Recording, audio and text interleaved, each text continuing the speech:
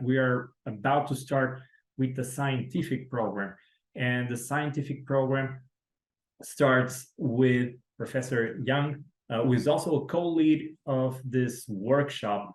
And I would like to welcome you to the workshop and allow me to introduce you. Professor Yang is a professor in the Department of Earth and Planetary Sciences at the University of Texas at Austin, holding the John and Catherine G. Jackson Chair in Earth System Sciences and the Getty Oil Company Centennial Chair in Geological Sciences. With over 220 peer-reviewed journal articles, he has a distinguished profile with a Web of Science Age Index of 63 and a Google Scholar Age Index of 74. His research spans water, climate, and the environment with a focus on land-atmosphere interactions, climate feedback, and applications like extreme weather prediction. Thank you so much for joining us. The floor is yours.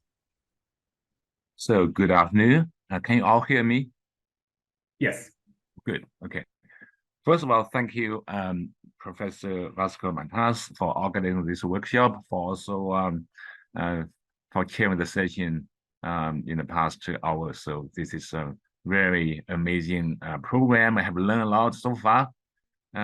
So can you all see my screen here? Yes, we can see it. Okay.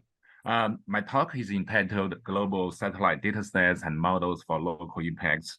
I will begin the presentation from the UT side, and which will be followed by 3 other presentations after me. Here, I'd like to share, I'd like to acknowledge my co-authors, Professor Dave Nyagi, my colleague in the Department of Earth and Planetary Sciences, and 2 students here, Hirsch Kemes and Samuel Feng, who actually graduated in the summer, now is a postdoc in Hurricane Center in Miami. And postdoc fellow Manmeet Singh, he's currently working remotely from India. Move on to next slide. The objectives of my talk mainly as to highlight our efforts to leverage satellite datasets for enhanced detection and the understanding of water, climate, weather streams, and try to establish a digital twin framework linking climate change, extreme weather events, and decision support. And in today's talk, I will focus on following 4 aspects. First, I will touch on high-resolution precipitation downscaling, and then we'll talk about building height mapping. We develop global scale urban building heights for urban microclimate and environmental studies, including urban heat islands effects. And next, we'll talk about urbanization impacts on tropical storms. Finally, I will talk about our modeling efforts. First of all, motivation. We all know the climate has been changing dramatically in the past decades. Associated with this warming climate, we have seen so many extremes, and as a result, we have seen so many reactions from news media, and that has captured public attention. Indeed, this year alone, 2023, we have seen so many record-breaking events from Africa to Antarctica, all 7 Earth continents that we have experienced to extraordinary extreme weather events.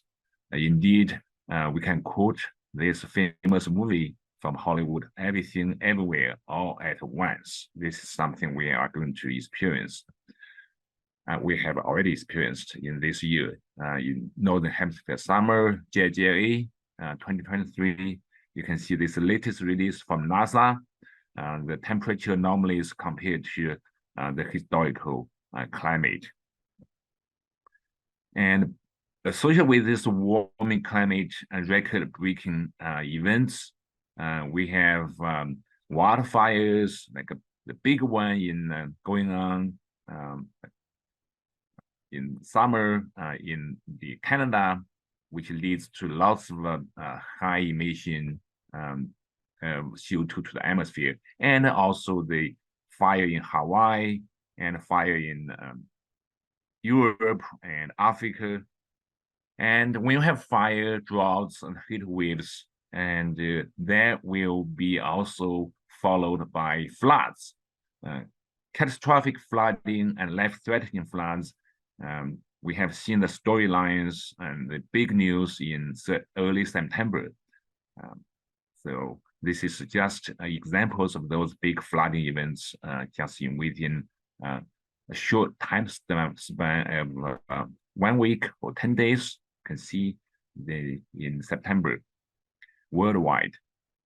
So now the question is how we can use satellite information and satellite technology to help us improve monitoring, detection, and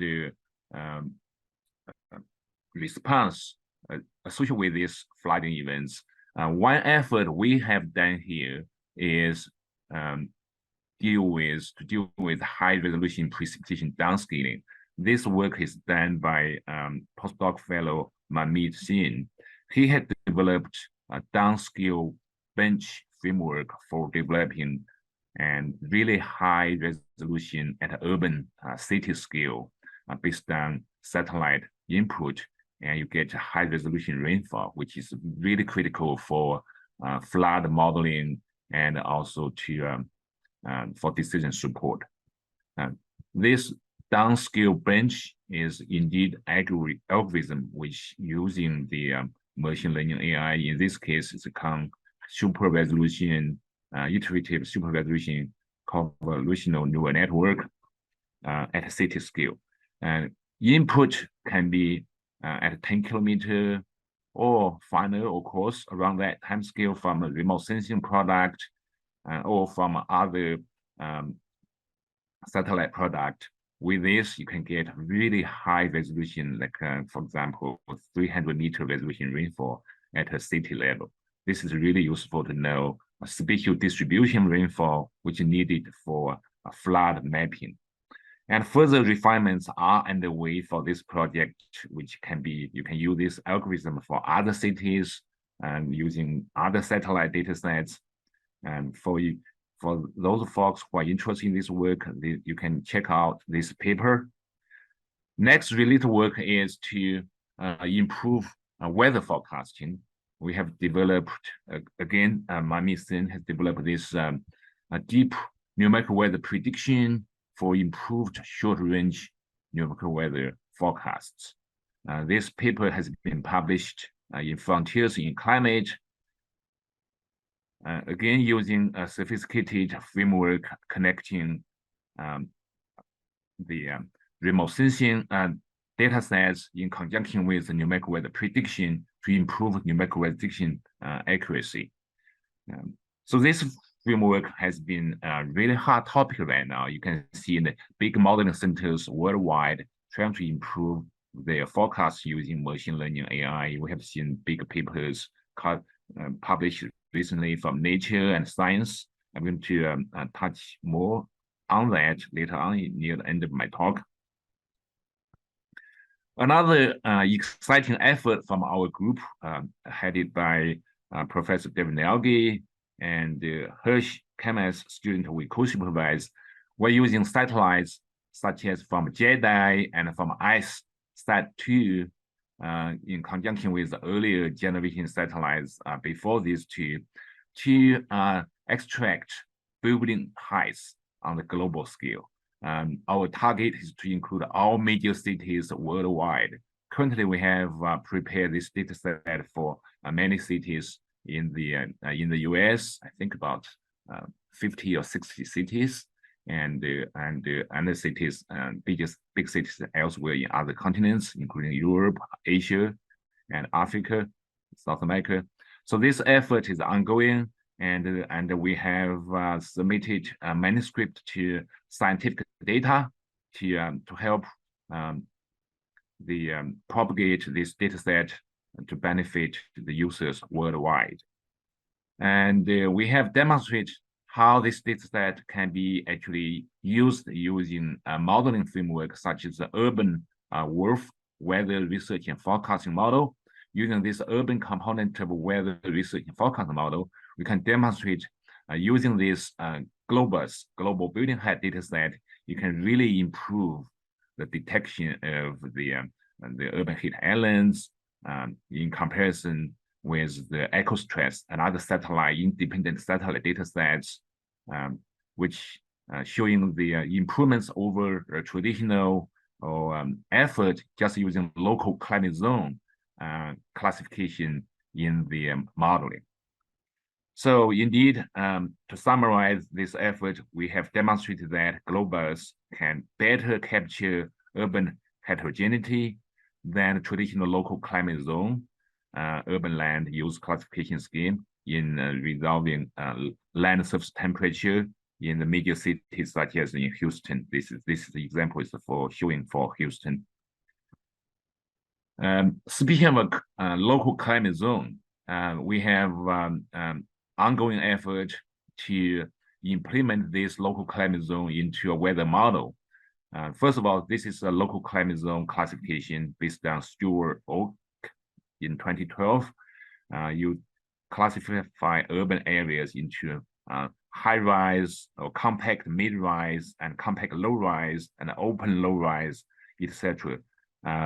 This is compared to the globals, this is still relatively simple. However, compared to the more traditional method, whole world in global climate models, they only classify the urban area as one, like urban or non-urban.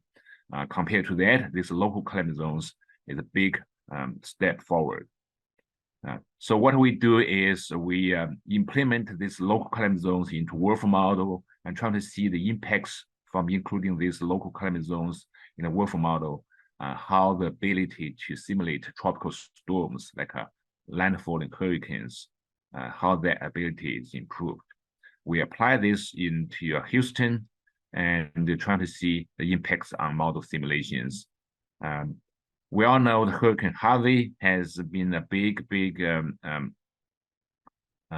event in 2017 in September, which is causing lots of flooding and damage and disaster. It's really a disaster event. In this example, we use ensemble simulations to perturb different initial conditions and random model and compare different cases. They all use 3 different setups for land cover. One is use MODIS 2002 urban classification. You can see this urban, non-urban, and MODIS 2018 latest classification. And this is the MODIS 2018 plus local climate zone with detailed urban areas. You can see detailed classifications. Then we can see how the 3 setups resulting into 3 different simulations of hurricane tracks and hurricane rainfall. Here's the example to demonstrate how the 3 simulations compare with each other. This is Hurricane Harvey. This is Gulf of Mexico, Hurricane Harvey making landfall first time, and then going back to the ocean, and then making a second landfall. Houston is around this area here. We first use the 2002 land classification, which is the urban and non-urban. You can see from this red line, and the 2018 urban land classification from this green. Both tracks from those 2 classifications are different from the reality. This observed is the black line, observed in the track. We could reproduce that using the local climate zone in this experiment. And we not only improved the urban, the hurricane track, and also we improved the cumulative rainfall in in parts of the city, and the wind patterns, as well as the air temperature patterns. So this is really exciting result. And even though it's relatively preliminary, and we are really happy to see this kind of work can be applicable to other cities, such as in Asia, for landfalling tropical cyclones or typhoons in Asia and in other parts of the world. Speaking of modeling, this is the modeling effort. In my group, we have been dedicated to develop NOAA-MP, NOAA multi-parameterization land surface models. This model, now we have a cool trademark logo dedicated to this model, NOAA-MP. You can see different colors representing different urban, land, energy, water, and carbon processes. This model started from the proposal we submitted about 15, 16 years ago to NOAA. And then we hold a workshop in 2010 after development of the module, and then release the model to NCAR. And from those two landmark papers by Guoyue Niu and myself. And then the model was quickly implemented into weather research forecasting model, and later on in model prediction across scales in NCAR, National Center for Atmospheric Research. And then the model was adopted by NOAA, National Oceanic Atmospheric Administration National Water Model, and the NASA Land Information System. You can see this is the national water model for 3 million rivers across the continental USA. With this model and the climate weather data, we can predict stream flow operationally every hour, every day since 2016. And in 2020, this model is NOAA-MP also adopted in US United Forecast System, and the climate forecast system effort is still ongoing. And in last year, the latest version of the model, NOAA-MP version 5, was released, and we hold a successful workshop in the summer, in the past summer, with 200 scientists attended from all over the world, online and in person.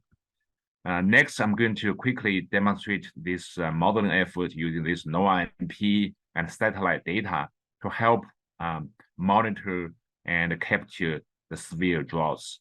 In 2011, we had a severe drought in Texas. This is most severe one-year drought in Texas history.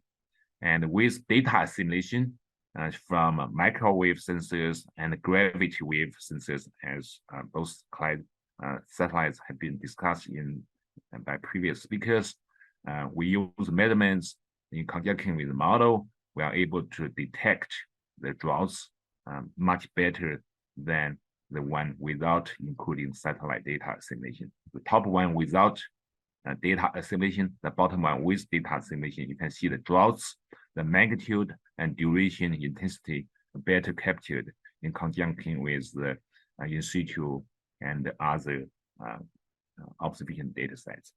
For those of you who are interested in this effort, please check out this paper published 3 years ago in Journal Hydrology.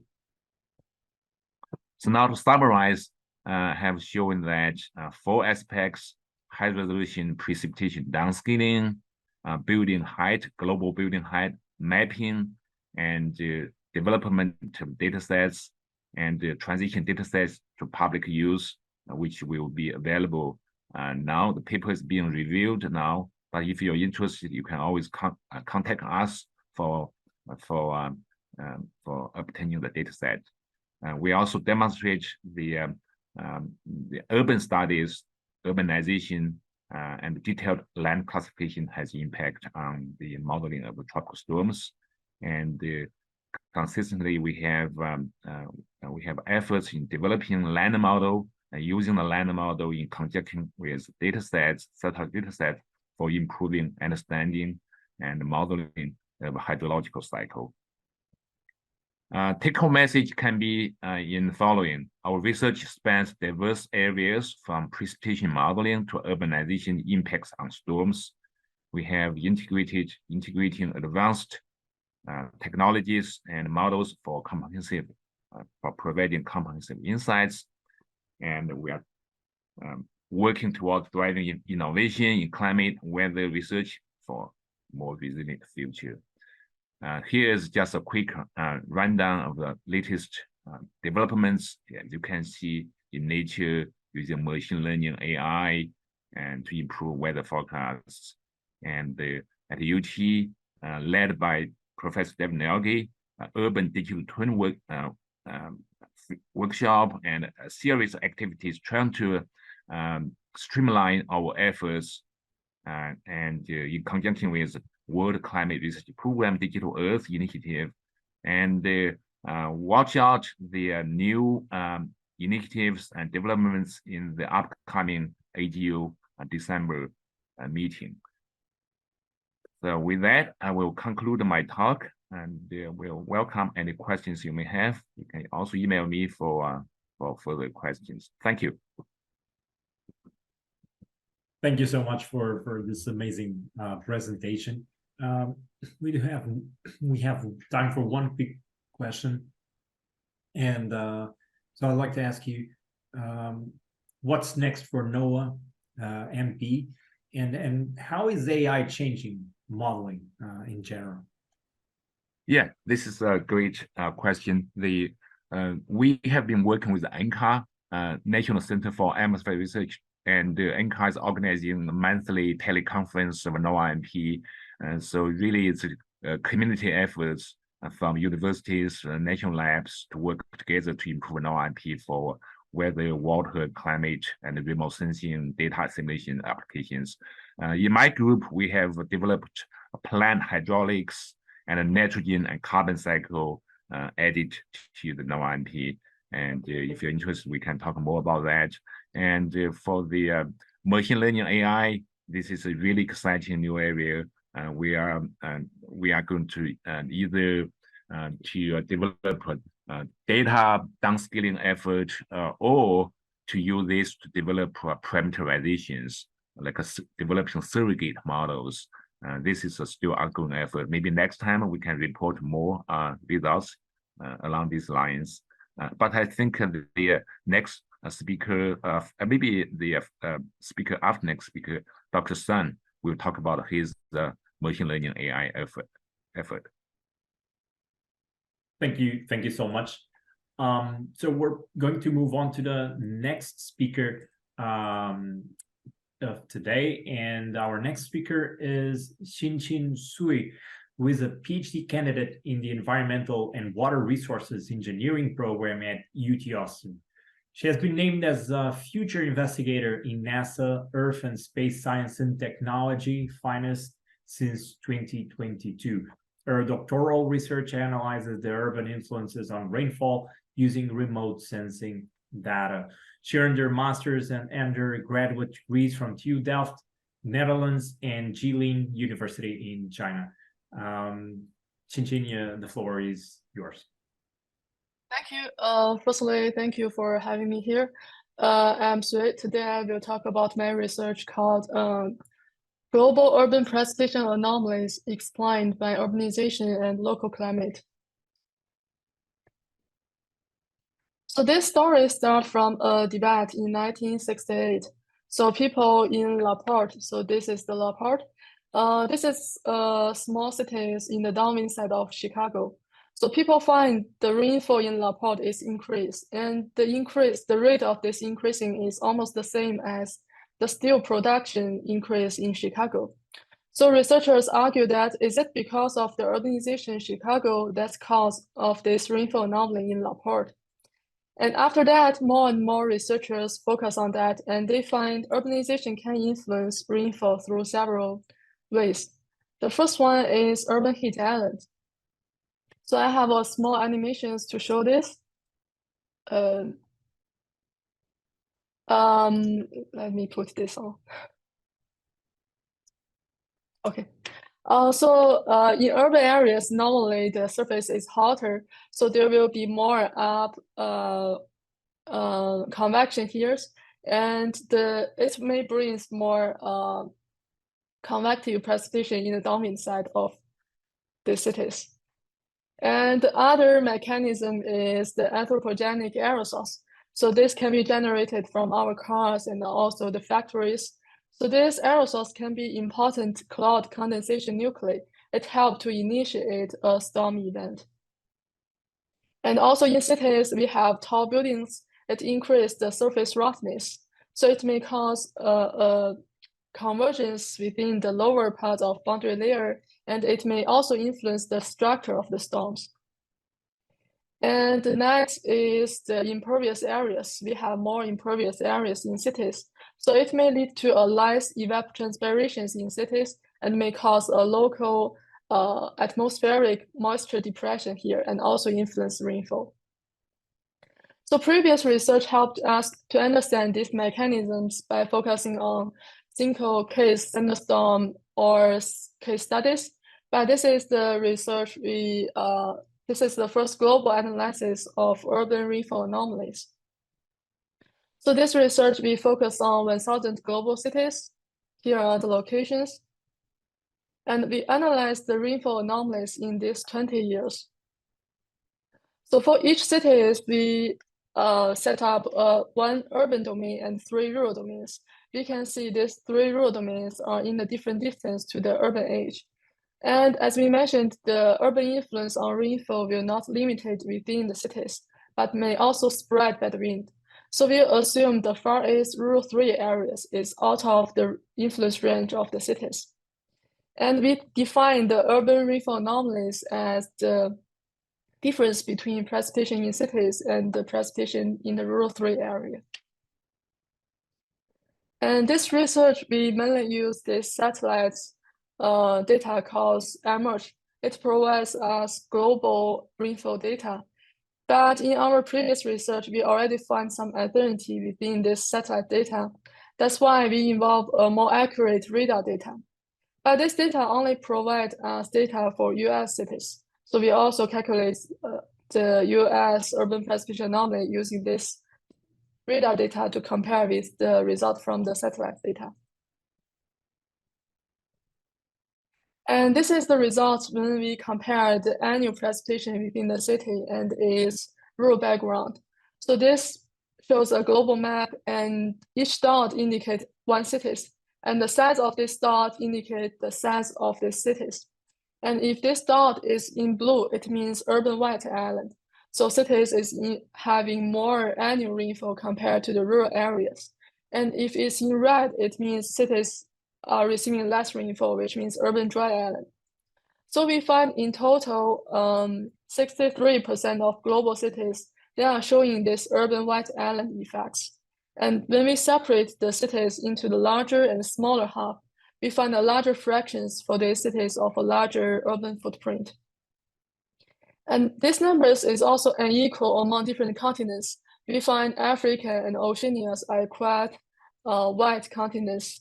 So they all have larger fractions of cities showing this urban white island. And Asia is, we have less cities showing these urban white islands. And also from the same map, we find factors related to the topography. So in the North America and the South American, the eastern part is quite flat, but the western part is in mountainous areas. So in the North American, there are Rocky Mountains, and in South American is Andes Mountain. So we find more urban dry islands, that's negative precipitation anomaly in these mountainous areas. So this can be explained by the urbanizations. When people want to build cities in the mountainous area, they are more likely to build these cities in the lower part rather than the hill slope or mountaintop. And that's why in mountainous areas, there are more orographic rainfall falling on the hill slope and the mountaintop. That's why these cities is showing a negative rainfall anomalies compared to their rural background. And then we compare these urban annual rainfall anomalies to different climate zones. We find for the cities and the tropical and also temperate cities, temperate climates, they have a larger magnitude of these rainfall anomalies.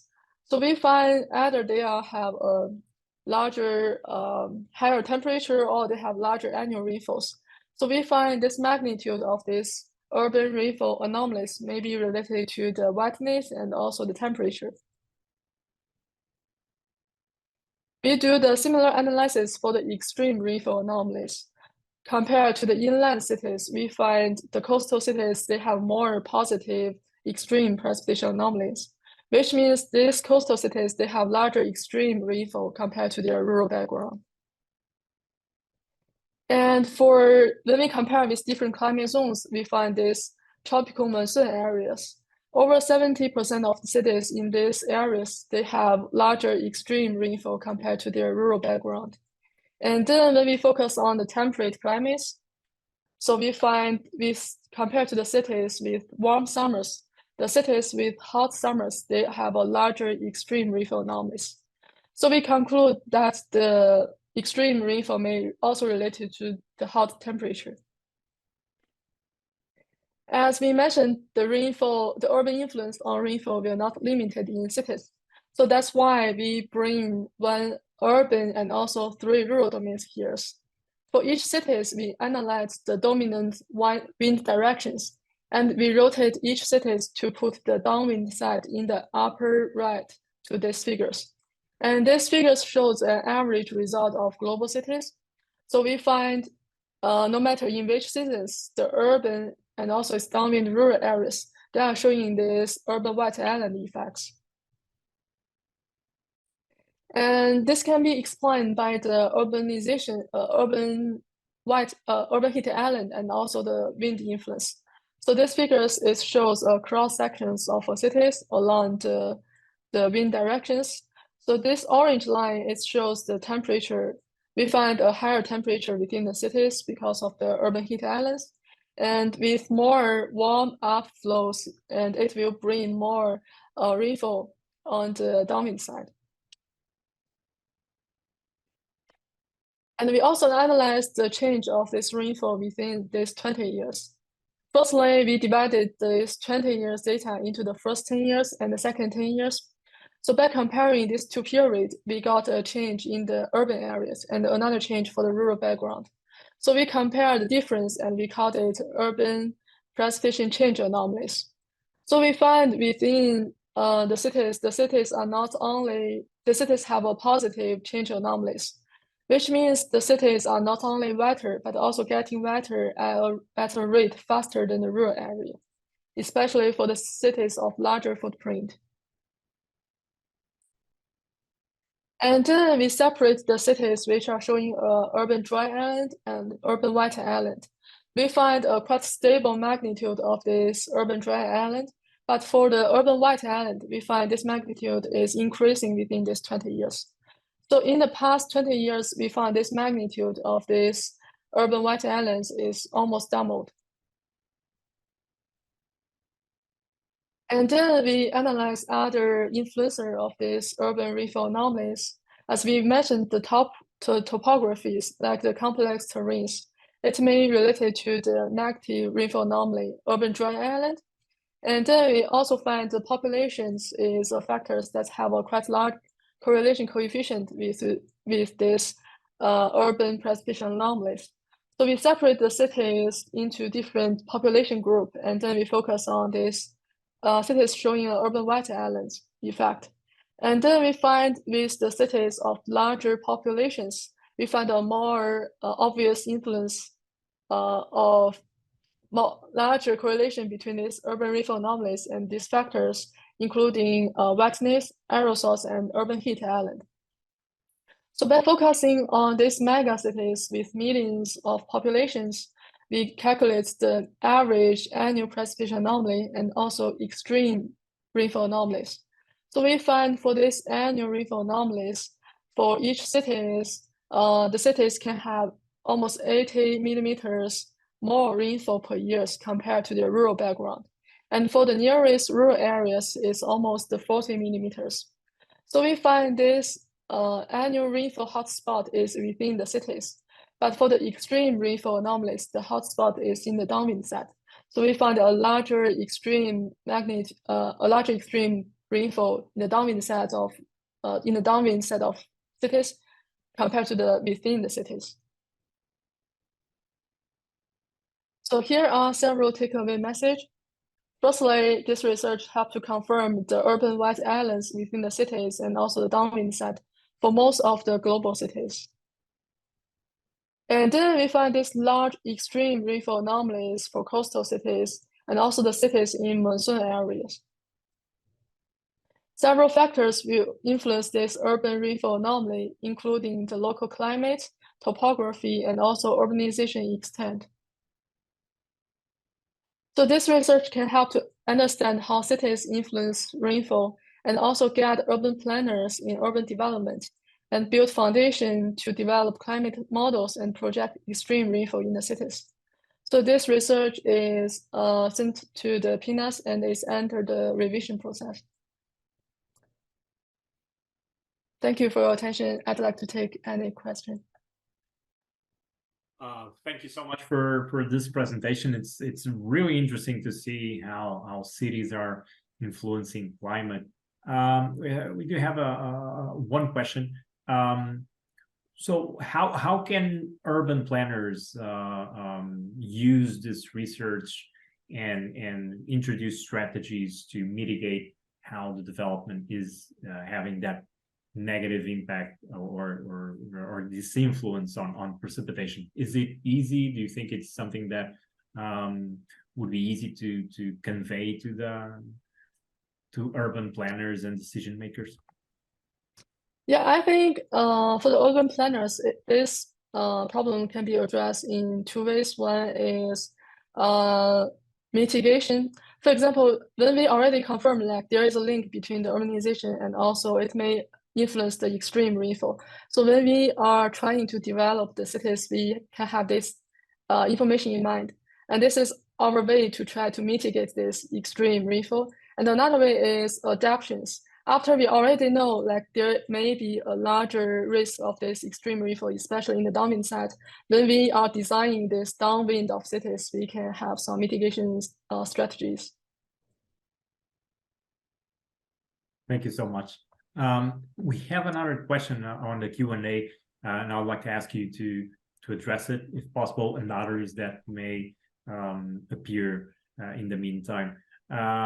And we're moving on to the next speaker. Our next speaker is Dr. Alex Sun, who is a senior research scientist with the Bureau of Economic Geology at University of Texas at Austin. He received his Master in Sciences and PhD in Civil and Environmental Engineering from UC Berkeley with a focus on water resources management. His research is focused on applying multidisciplinary approaches to advance the current understanding of climate and environmental processes at multiple spatial and temporal scales.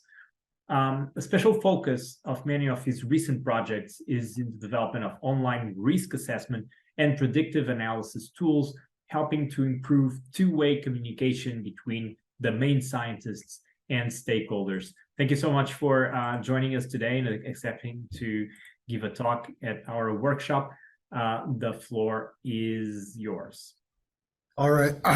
Thank you very much for the introduction, and thank you for having me here. So just want to check, are you all able to see my slides?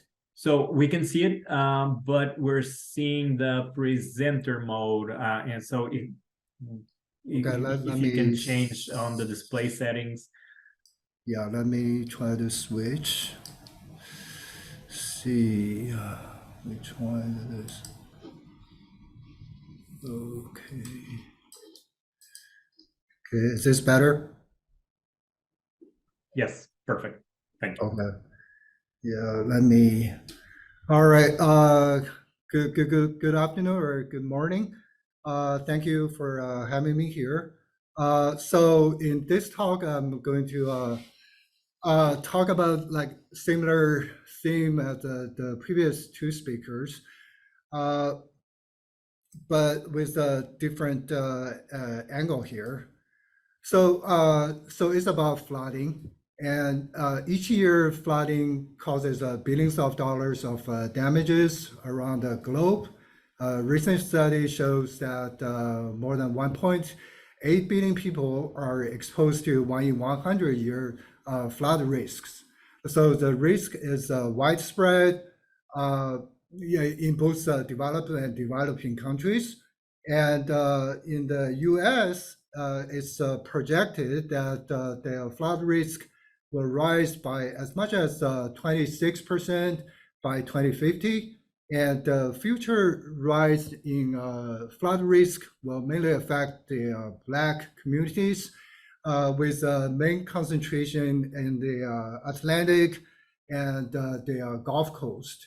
So this year alone, we have already seen several devastating extreme flood events around the world. So the question now is not about whether this extreme climate events or weather events will become more extreme, more frequent, but it's about how we can become more resilient, right? So one of the potential things we can do here using the Earth observation data is to improve our flood early warning capabilities. So flooding may be caused by a number of different generation mechanisms, and the traditional effort has mainly focused on attributing floods to a single mechanism, but we all know that flooding is a very complex physical process involving the interactions among different actors, and among which the catchment state plays a very important role.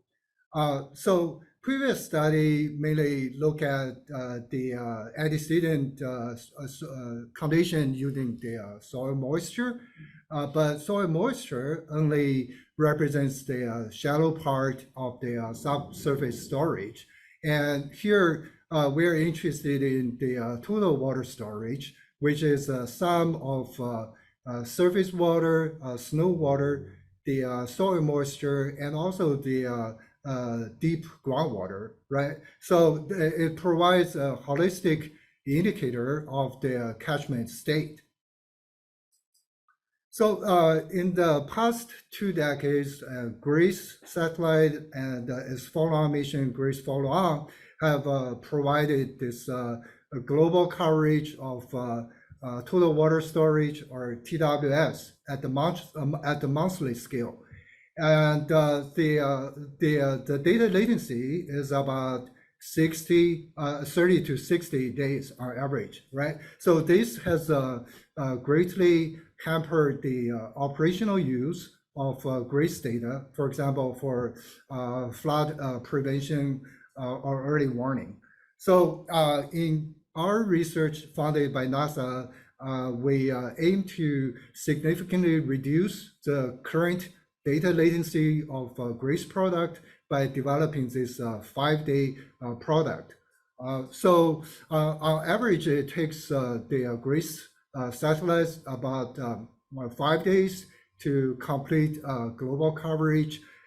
So we, by leveraging this intermediate the GRACE observations, we're able to reduce the current GRACE data latency to 5 days. And our solution has a potential to be produced in near real time compared to the current production procedure, which basically release the data like on average 2 months after the GRACE data became available. So here on the right, I show this sample 5-day solution in red compared to this the monthly solution in blue, and this is for Bangladesh flood event back in 2005. So we can see the GRACE 5-day does reveal more signals at the sub-monthly level. So the question is, can GRACE TWSA improve flood early warning? Very interestingly, this was actually shown by J.T. Rieger, who is a researcher with NASA JPL nearly 10 years ago that the monthly solution had the potential to reveal this future flooding with a 5 to 11 months of lead time. But we, in this study, we asked two more questions. So first is, does the higher temporal resolution reveal more signals at the sub-monthly scales? And then the second question is, how much does a 5-day solution help our predictive understanding of flooding?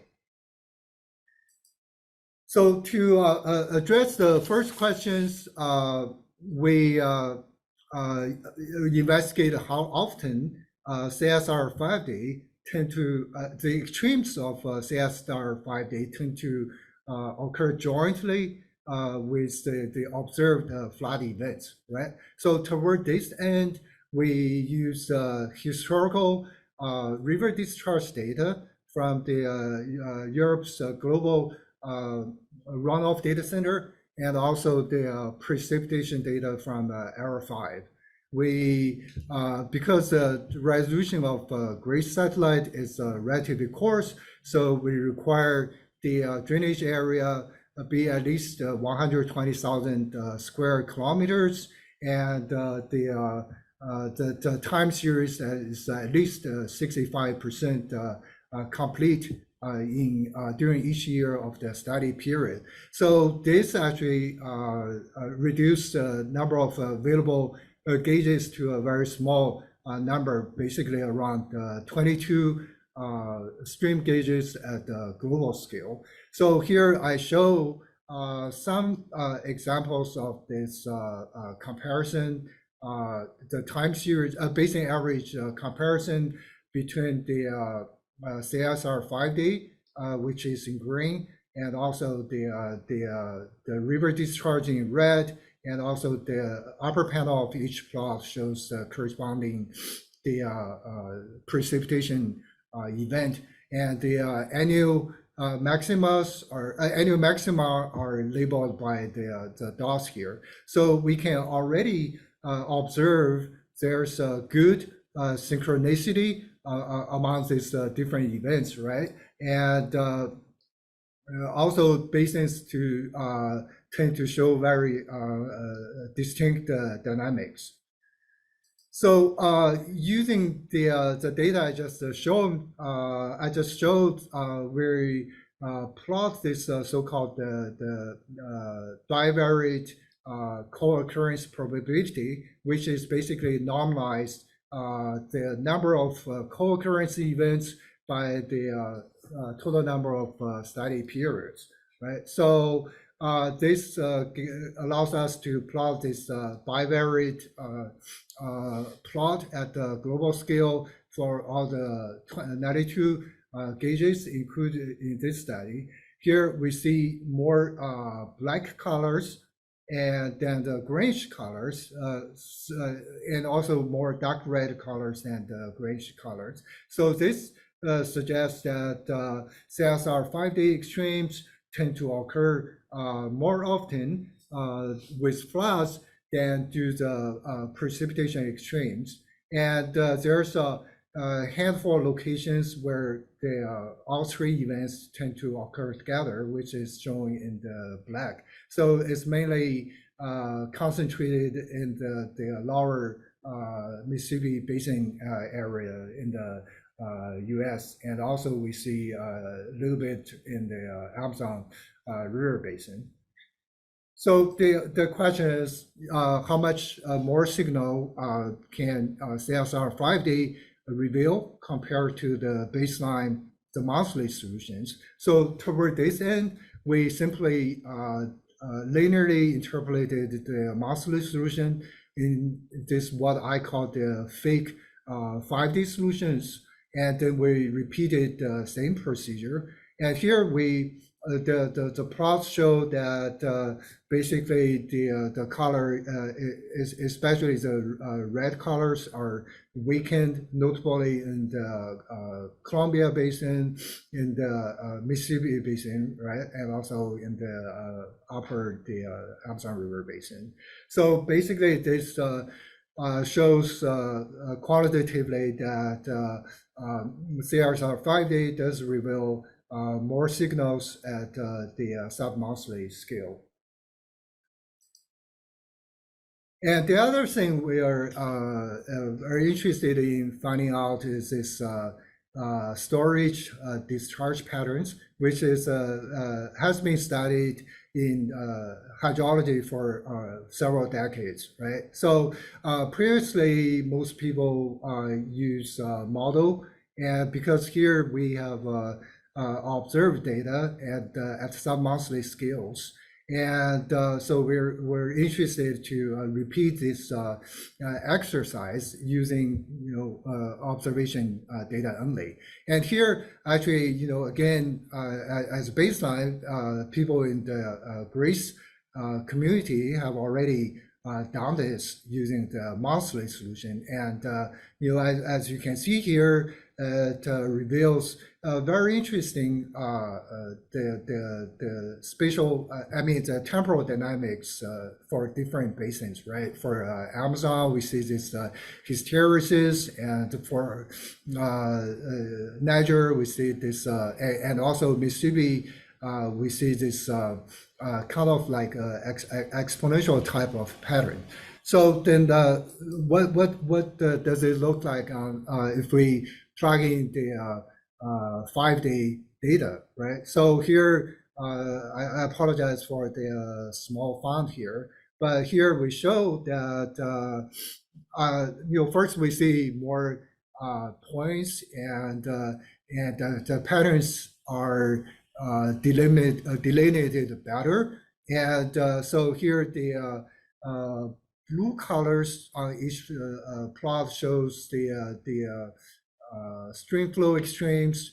The green color show the TWSE extremes, and the stars or asterisk with the circles show the extremes where the TWSA is at its maximum. So why are we interested in this pattern? Because the hypothesis is that these basins has a limited buffer capacity. So the fact that flooding occurs at the maximum TWSE indicates that these basins showing, especially the basins showing this exponential type of patterns, tend to be more prone to flooding. So again, this is another quantitative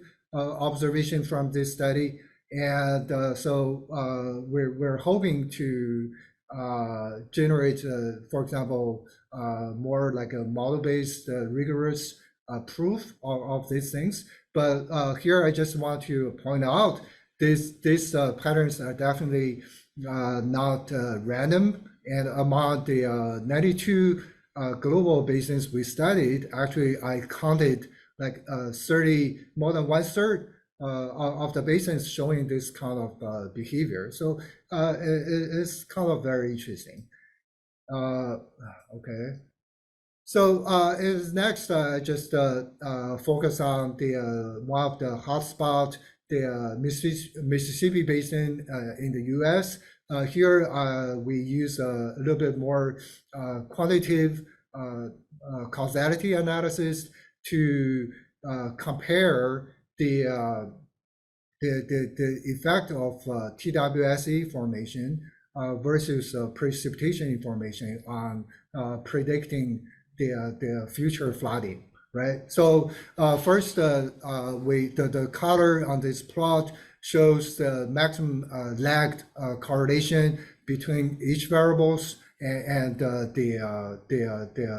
the river flow, right? So the main reason we did this is because a lot of TWSE, the information is actually from the precipitation, right? So precipitation caused the TWSE change, but on the other hand, TWSE also reflect this the basin, the catchment state, And so here we're basically interested in like how much additional information we can learn from TWSA in addition to the traditional precipitation, right? So here, again, on the left is a similar plot, but on the right, we applied this causality analysis for on each of the gauges. And we focus on the seasonal scale, which means like for the 5-day data, we calculated studies the lags at 18 different lags, right? So basically this plot suggests that TWA tends to have a lot of like short-term and stronger predicting power to the future stream flow versus precipitation, which covers like a longer span, but in general, the signal is weaker. And the other thing I'd like to point out is that TWA-SA basically includes all the impact, right? Both the natural flow and the human reservoir management. And in the Mississippi River Basin is heavily regulated, but the satellites simply pick up all the signals. And we suspect this is one of the reasons we see a lot of like, disconnected signals at different levels. But, again, this shows another piece of evidence that TWSA provides additional information to basin scale early flood warning. And so how about the comparison to the models, right? So here we compare to GLOPHAS, which is Europe's state-of-the-art early warning, global flood early warning system. And, of course, we have more observation points here. So in general, we'll observe that the two have a pretty good correlation, around 0.5, but with GLOPHAS, we also see it tends to show higher coincidence. This is probably because GLOPHAS still assumes naturalized flow in the rivers, right? So that's why it tends to be smoother and has more. But on the other hand, we can also interpret this as the GLOPHAS is probably more conservative. Finally, I borrowed this slide from my coworker Ashraf. He studied this response of historical hurricane events to CSR 5-day. So as an example here, he showed that during Hurricane Katrina, the CSR 5-day, how the CSR 5-day evolved with the hurricane track.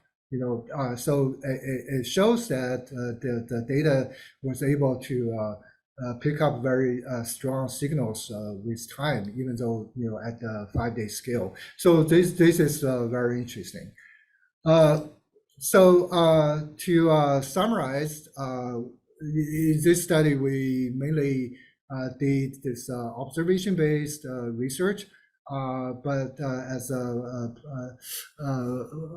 Professor Yang mentioned at the beginning, eventually we're interested in incorporating this information in the digital Earth twin. And for example, one of the potential venues is to assimilate the 5-day data into the global hydrological models or global flood awareness systems to potentially improve the flood early warning capability. So we emphasize that the GRIS data is complementary, but not complete replacement of the current flood observation system. So with that, I just wrap up my presentation.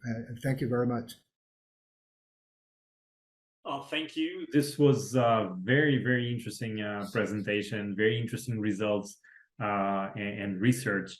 And I would like to ask the participants to insert your questions in the Q&A box or even in the chat box, so Dr. Alex Sun can address them. And please, I'm going to ask you to monitor the chat box and the Q&A for a little bit to see if we have questions about your presentation. And in the meantime, we're going to move on to the next speaker. We're running a little bit behind schedule, unfortunately. And our next speaker is Dr. C.K. Unnikrishnan, who is a visiting researcher in the Department of Earth and Planetary Sciences at University of Texas at Austin. And he's also an early career scientist in the National Center for Earth Science Studies Institute in India.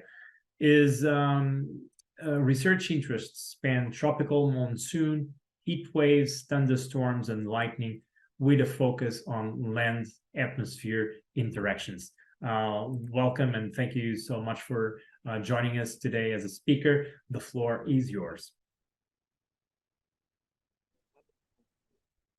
The slide is visible? It is. Hello, everyone. Yeah, I'm Unnikrishnan, a visiting researcher in UT Austin. I work with Professor Devnyogi and Liang Yang. And so I'll be presenting about the heat waves, especially which is a natural hazard, and especially over the tropical region over South Asia.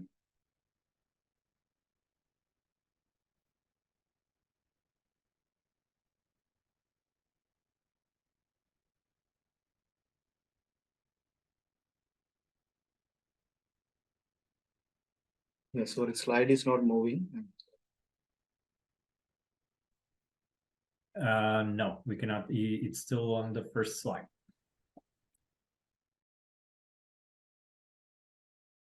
Okay, now it is.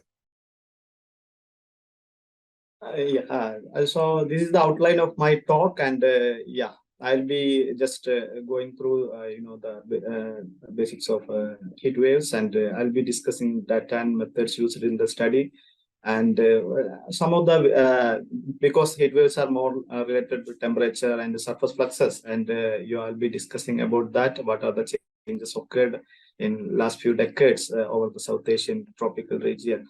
So which is highly populated region, one of the region in Asia. So I'll be going to that details, and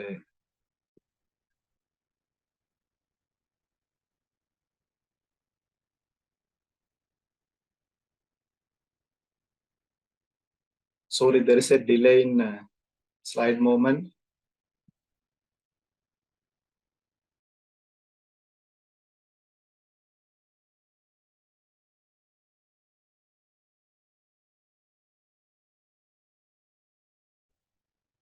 Yeah, heat waves are anomalous high temperature conditions. We all know that which is in the global warming scenario, this is one of the important natural hazard, and which has a very high socio-economic impact all over the globe, especially our tropical regions, subtropical regions, and this impact is very already the impact is seen. And so this impacts are not only socio-economic, but also it impacts the ecosystem and regional hydrology, and many sectors like water resources, agriculture, energy, health, and so many tourism, many sectors it adversely impacts actually.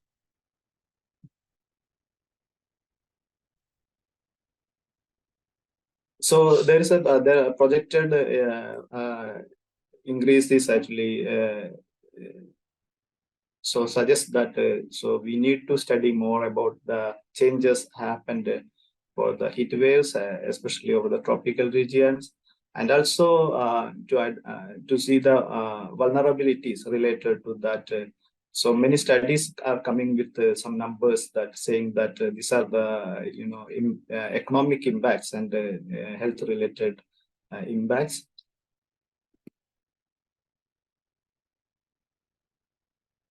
So this is the data used in the study.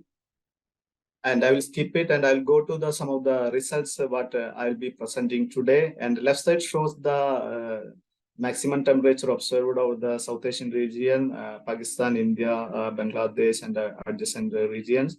And mainly the left side we can see this is the March, April, May month Tmax, and which is many times it crosses 40 degrees, which is very high temperature. And the heat waves are seen over this region and mainly predominant over this region. And if you see, this is the case of 1980s, left side top and left side bottom, we can see the Tmax during the recent decade, actually, which clearly indicates that there is a change in the Tmax over the region. And the right side shows what is the difference between two era, so which clearly indicates that overall, even though there is a small patch over below the 15 degree, 20 degree north, actually.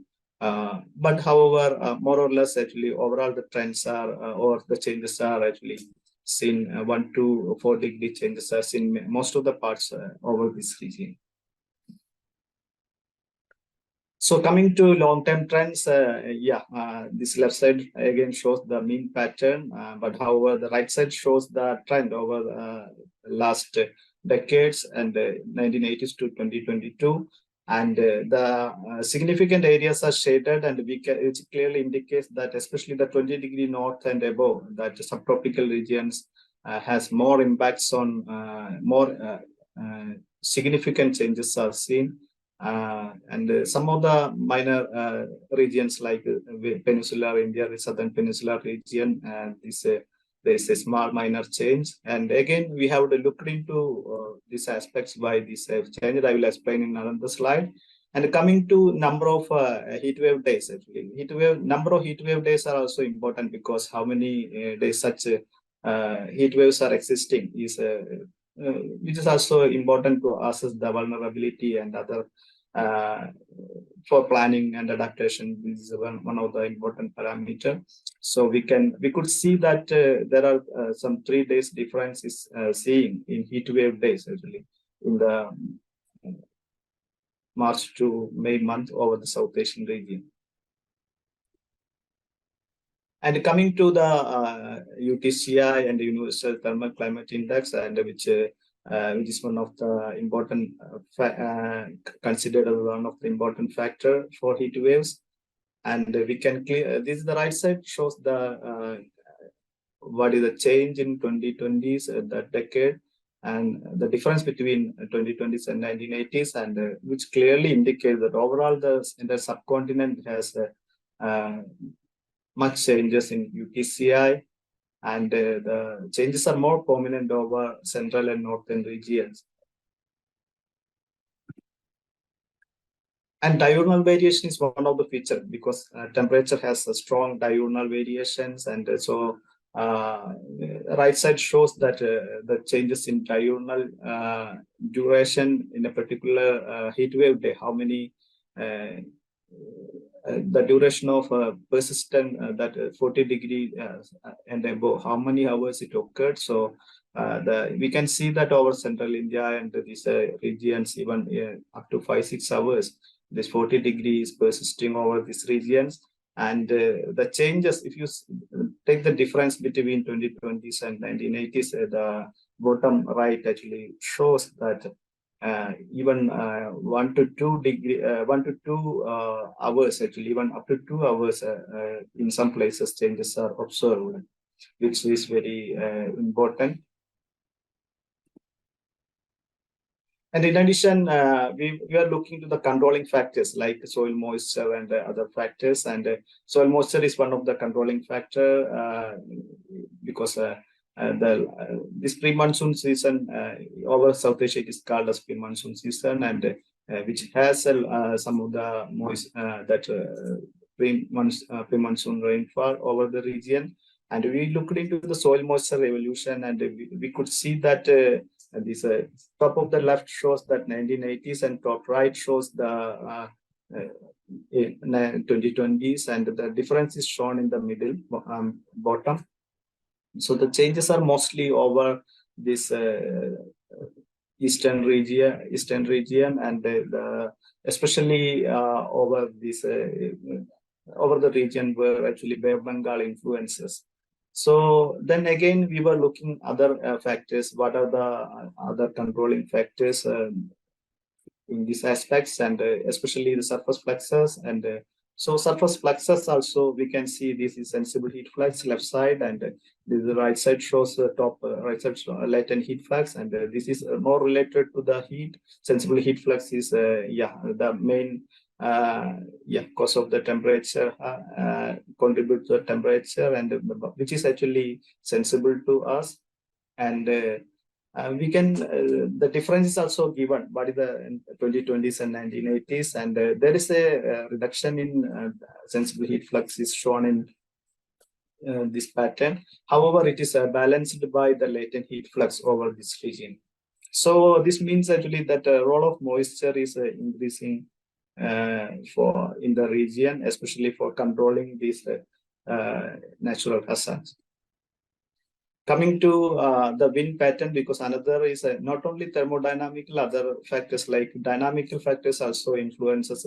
Because I'm talking about the meteorological aspects of the changes in meteorological aspects, which is one of the important in this about this natural hazard. So this is about the wind actually. Wind 850 hectopascal wind, that is almost 1.5 kilometer above mean sea level. So that is will be also an important factor from where wind comes, which is also an important factor. Especially this left side shows that left side top shows that 1980s wind pattern. So over this region, and which is mainly a ridge can be seen, and an anticyclone is also sitting here. So the same is there in the in 2020s. But however, that there is a weakening is happening over this region, especially where actually heat is transported. So if you take an anomaly, what the change we can see that there is a flow from Bay of Bengal region, and which may be triggering this the cause of the what we see in the changes in the latent heat fluxes. And overall, however, the still persist the pattern is almost same over the northern region. So then I was looking for this anticyclone, because basically the ridge and anticyclone are the prominent features which impacts these heat waves. So once we and wind direction also, because wind direction is one of the factors. For example, wind is coming from high temperature region to a lower temperature region. Definitely that is one of the important factor. But if it is coming from a ocean, it will be cooler. So wind direction is also important factor. And overall, we can see that there is a strengthening of anticyclone, which is actually favorable for the heat waves to persist. In summary, so this is also a preliminary study about heat waves, what we could see is that heat wave intensity and variability is increasing over South Asian region, which is one of the important region for tropic this heat wave studies. And latent heat fluxes and are increasing due to the changes in tropical circulations. And we could see that wind anomalies influences the moisture supply in the region in the summer months. And this is a preliminary study, so we need to more investigate what are the possibilities to understand, and we should apply an NWP high resolution NWP model to understand that how these fluxes are really contributing, and what are the other controlling factors impacting and modulating heat waves regionally. Because this may be the amplifications of heat waves, and the vulnerabilities are totally regional in nature. So we need to understand more regionally. It's especially over urban regions and coastal regions. So that need to be studied in more detail. And heat wave duration and magnitudes are alarming. because we could see that in a particular day, even temperature 1 or 2 hours are actually, the duration is increasing over the region, so which is very alarming. And this is information about regional informations are very crucial for mitigating, especially such natural hazards. That is the summary. And thank you for questions or discussions. Please email me in the following email ID. Yeah, thank you. Thank you so much for the presentation. It was very interesting to learn about your research. And I'm also going to ask you to please keep an eye on the chat box and the Q&A box in case you have, in case the participants have questions they would like to ask you. We're moving on to the final speaker of today. That will be me.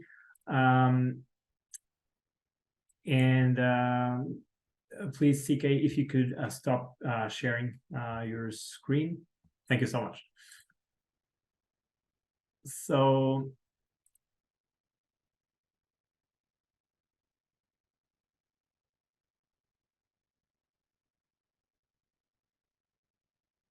can you see my screen? Yes, yes, you can. Okay, thank you.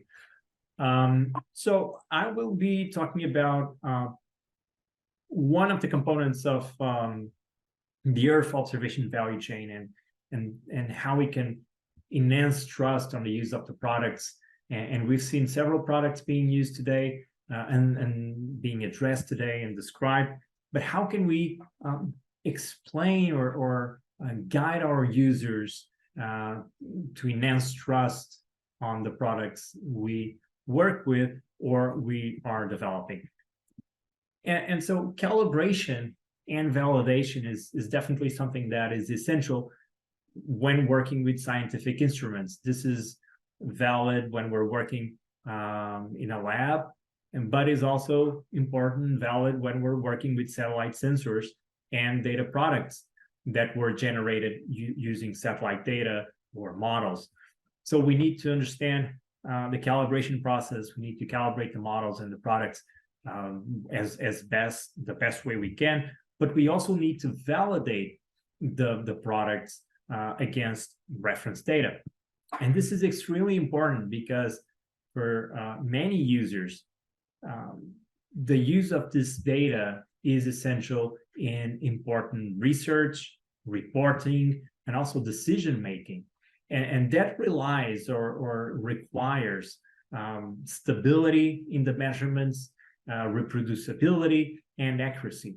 But we need not only to tell them that they can trust the data, but we must quantify the errors, we must quantify uncertainty, we must show them how good the products are and when they can trust the products and when they cannot trust the products. And that is very important, including for reliability purposes in some instances.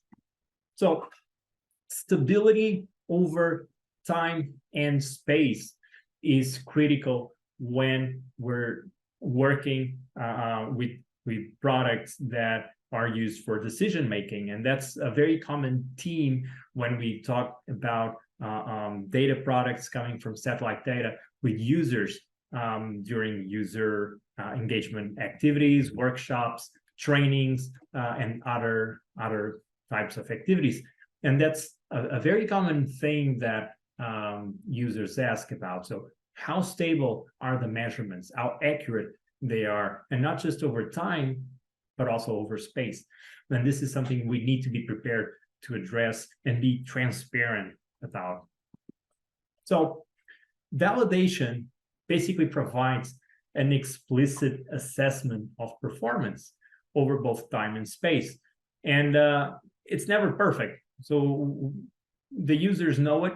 The users know that the products we are working with are not perfect. No product is ever perfect, but we need to be transparent again about how good they are, and to do that and to inform the users on the quality and the performance of our products, we need to be able to show them the numbers And to do that, we need to perform validation. And validation obeys certain rules, certain principles.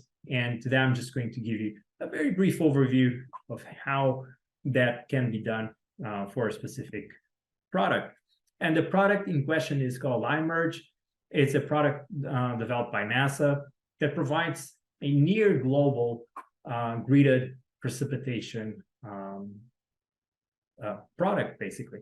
It combines data from a dynamic international constellation of satellites and provides precipitation values with a temporal resolution of 30 minutes for a grid that's 0.1 degrees in spatial resolution. That's roughly 10 kilometers in the equator. We have free runs depending on the type of data that is used to generate iMerge, and those free runs include the early, late, and final runs, all with different latencies and slightly different characteristics. And in the case I'm going to show you, we did a validation of this iMerge product for the Andes region in Peru and Chile. It's a very complex terrain, very difficult to analyze because of that complexity in the terrain, the type of rainfall or precipitation that we see there. And so validation is critical to ensure that the users trust the data and update that product into their own operations. And that is something that becomes very clear when we engage the users and we understand their needs and requirements. And that's something that we always do as part of our projects. We always engage local stakeholders, local users, both potential users and actual Earth observation users, to understand a little bit better what kind of requirements and what kind of needs they have in terms of satellite data products and even the validation requirements they share with us. And there are common themes and barriers that we can identify from this work. And one of the questions we get all the time is, how reliable are the precipitation estimates? How good are they? Another question is, how are the products evolving over time? We've had several products even before iMerge, there were others, and also throughout the life of a product, throughout the life cycle, there are changes. I mentioned that iMerge relies on a constellation of satellites. That constellation changes, so we need to understand how the product changes over time. And then users also want to know what to expect in the future, or what kind of data continuity expectations they can have. So these three questions are very common, and at least two of them, so the first and the second, are definitely connected to validation. So we decided to run a validation project in South America, in the Andes, and we had three different geographic domains. A domain where we basically did the validation in the yellow rectangle. It's a larger area, and what we did was to compile data from weather stations, from rainfall gauges from across this region in Peru and Chile. And then we compare for a smaller domain the iMerge version 6 product with a legacy, an older product called TMPA. And then we also demonstrated how to develop downstream applications using this product, iMerge version 6, for a flagship site. It's a very important site in Peru, for which we used the precipitation product for the development of a demonstration to show stakeholders and potential users how they can incorporate the iMerge product into their own activities.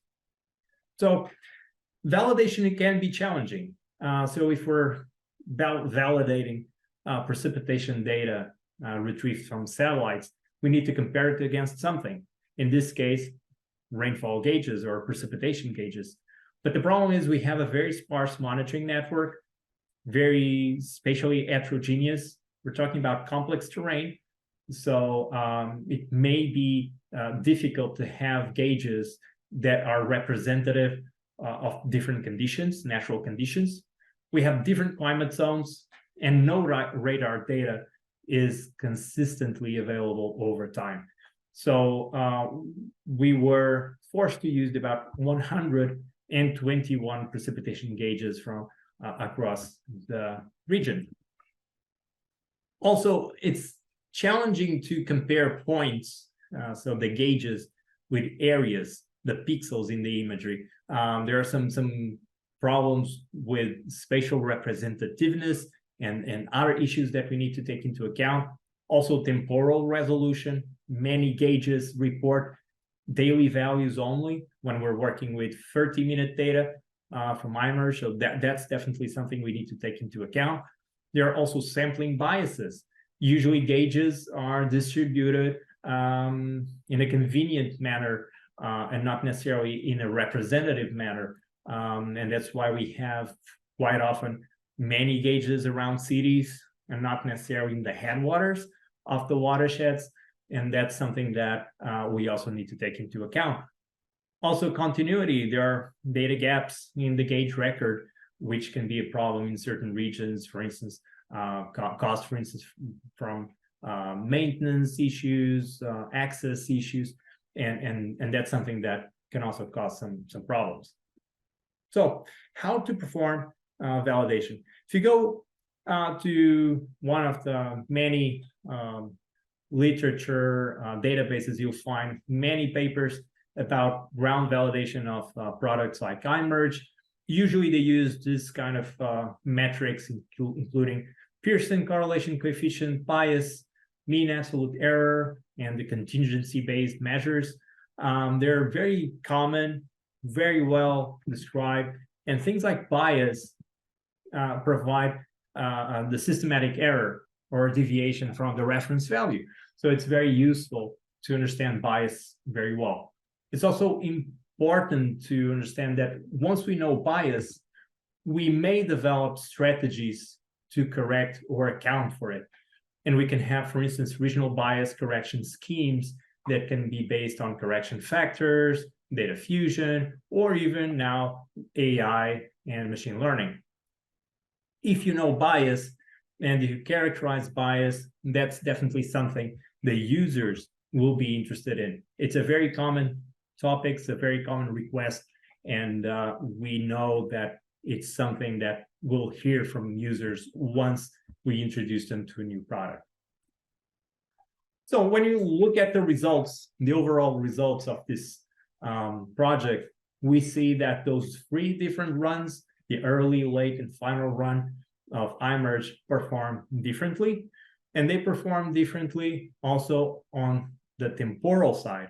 So when we look at the daily precipitation estimates from this product and these runs, we see that, for instance, the Pearson correlation and the bias is different from the Pearson correlation and the bias of the monthly temporal aggregation. And that's something that we know it happens around the world. It's not something that is exclusive of the Andes, and it's also something that happens with other products. As we aggregate the estimates into longer periods, we tend to have a better representation of precipitation. And so that's something that's very important, because some users might be interested in daily precipitation products, but other users might be interested only on a monthly precipitation product, for instance, for drought assessment. So that's something that it's very important for the users to know, and it's important for you as the product developer or the scientist to understand what your users actually need and what they'll ask for. However, we also need to, and this is the topic of this workshop, so how can we communicate this information and information on performance, in this case, on a local to regional level? So the overall performance is the one given by that table. But what about the performance for a specific watershed? And that's where the maps become important. And when we look at the maps with, for instance, a Pearson correlation coefficient represented for each point where we conducted the analysis, we see that performance tends to to be clustered. There seems to be a spatial heterogeneity, but at the same time a clustering of performance results. And this is very, very important because it may allow us to inform users on what to expect in terms of performance, considering the region where they are located and where the solution they're developing will be implemented. So providing this sort of information, not just the overall global performance of your product or of the product you're using, but also the local performance, can be extremely important and can avoid some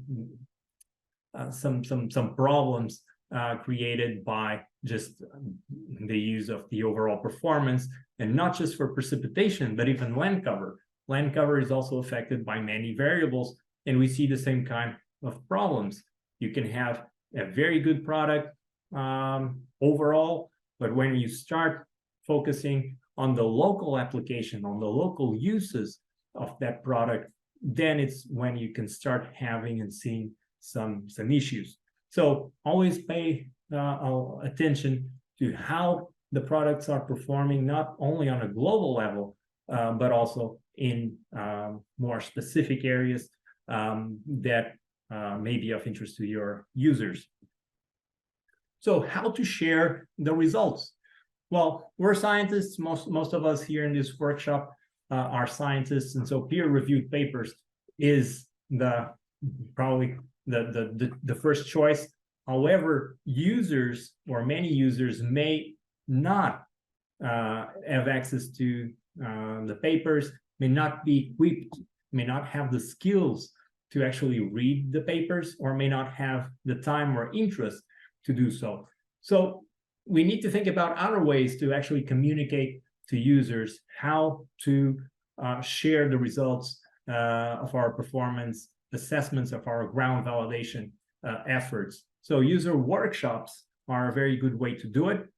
Also, one-on-one activities where you describe, where you share with the users in a language they relate to and understand may be very helpful. So there are several strategies you can use beyond the research papers that will probably be more effective to in your communication efforts. Of course, that if you're a research scientist, you should still publish the paper, but without forgetting that a lot of your potential users may not have that science background. And if we want to make Earth observation mainstream, we must assume that a lot of the users may be interested in understanding how good the product is, but may not have the technical expertise to understand a scientific paper, or even the time to do it, or the interest to do it. Also, don't forget to share the results of your ground validation efforts with algorithm developers and application coordinators. This is very important. There are a lot of projects going on around the world, and sometimes people are just not aware of them. And so make sure you share your results with key players who are involved somehow in the development of the products you're using. Also, the use of online platforms for dynamic visualizations, including the spatial distribution of your performance assessments, is extremely important. And you can use things even like Earth Engine that we're going to cover tomorrow in this workshop to share those results. So ground validation activities are definitely an essential component of the Earth observation value chain and are critical to enhance trust. We need users to trust the data. We need users to know when to use and when not to use a certain product. And users, again, a user can be a fellow scientist working on a specific project requiring Earth observation data. But you must be able to inform him in a way he understands of how good the product is. If the user trusts the data, is a lot more likely to update that product and start using it for research or applications. So if you do this kind of work, and if you share it in an efficient way, you're contributing to the ultimate goal of making Earth observation mainstream and promoting the use of your own products, your own research, and of course, making it the more available, the more useful for all of us. So thank you so much. This was the message I had to share with you. Feel free to ask questions or send me an email.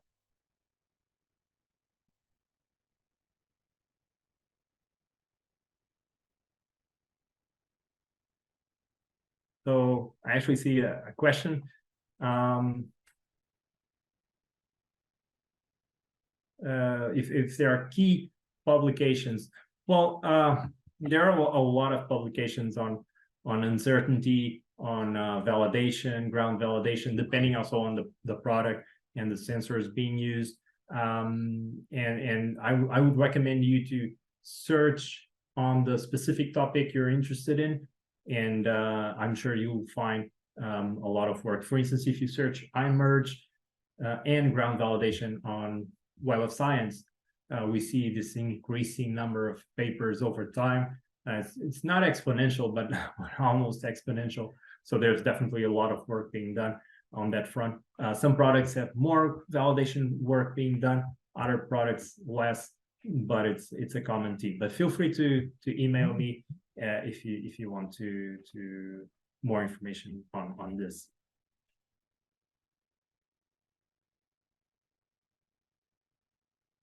So we're 15 minutes behind schedule. This was the last presentation of the day. I would like to thank you all for... Vasco, I'm sorry, Professor Yes. Zong, he raised his hand. I believe sorry. he has a question. Yeah, a very quick question. First of all, thank you for the wonderful presentation. On one of your slides, you show the image final has a higher bias. How could that be? And so the final compared to intermediate and early, and if I read that correctly, you show the final product has a slightly higher bias. So yes, it is slightly different. The thing is, the final product incorporates data from gauges, and so it's a little bit different from both the early and the late versions. And in this case, in the Andes, what we saw was that for the early and late runs, the bias was below 1, and for the final it was slightly above 1. We think it's probably because of the incorporation of the gauges, and it's changing how the product behaves in that regard, because both the early and late have a similar bias when we look at, and even the distribution, spatial distribution is very similar. And then we see some differences in the final, especially in areas where we know that there's a higher number of gauges being used in the correction. So even though we couldn't pinpoint exactly why that is happening yet, we do think it's probably because of that process. We now have actually version 7 is coming out now, is being released. The final run is already available, and we're very excited about it. And we're going to do the same validation effort now to version 7 and start to compare results and see if we see any differences or if we can explain some of these patterns better. Thank you. We have 2 more questions in the Q&A.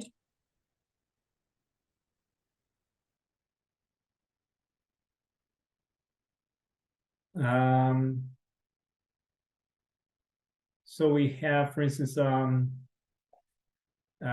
question is about the early, late, and final product. So the early product is a low latency product.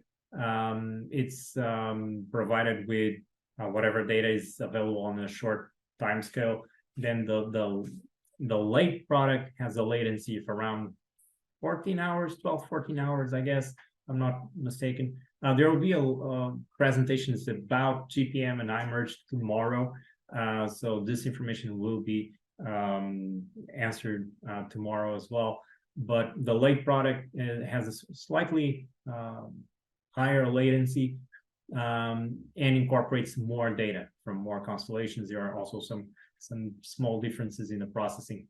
And the final run is a research grade product. It's made available at least 3 to 4 months later, and incorporates gauge data and some climatology adjustments. So it's a slightly different process methodology to get there. And therefore it's a better product. Another question.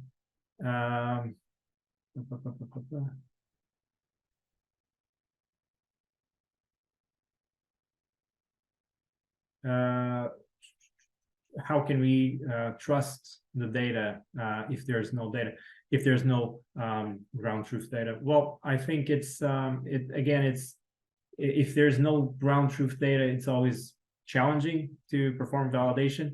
A possibility is to look at similar regions from a climate point of view, but with gauges. So look for analog areas where you can compare what the satellite is estimating and what the ground truth sensors are giving you. So that's a potential way to work around gauge limitations or even radars if they're not available. So look for analogs. Look in the literature for analogs and what was the performance for those areas.